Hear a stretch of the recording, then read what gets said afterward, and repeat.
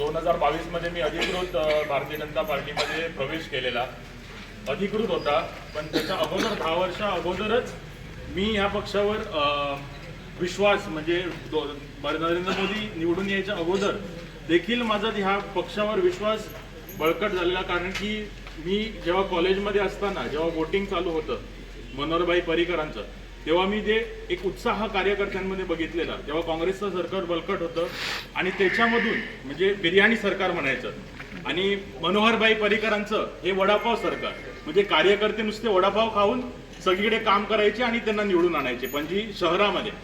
So ते सगळं बघताना म्हणजे आपण हा पैशाच्या जोरावर इलेक्शन रोज लढवता येणार नाही, हे महत्त्वाचं आहे.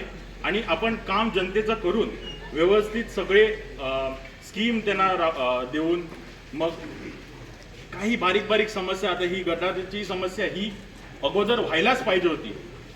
जो इकडे माजी नगरसेवक आहे तो इकडे 30 वर्ष राहून ह्या बारीक समस्या जर इकडे लोकांच्या करू शकला नाही तर मग पुढे आणि कायच त्याला विजन नसणार आणि तो पुढे देखील काहीच करू शकणार नाही. कितीही आश्वासनं दिली, नुसतं नगरपालिकेत गेला आणि 5-6 टर्म नगरसेवक झालं म्हणून होत नाही.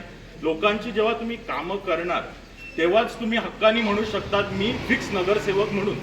हे सगळ्यांच्या लक्षात आलं पाहिजे आणि हा बदल ह्या ठिकाणी घडवून मला एक संधी तुम्ही दिली तर 100% पुढच्या इलेक्शनला मला तुमच्या घरी पण यावं लागणार.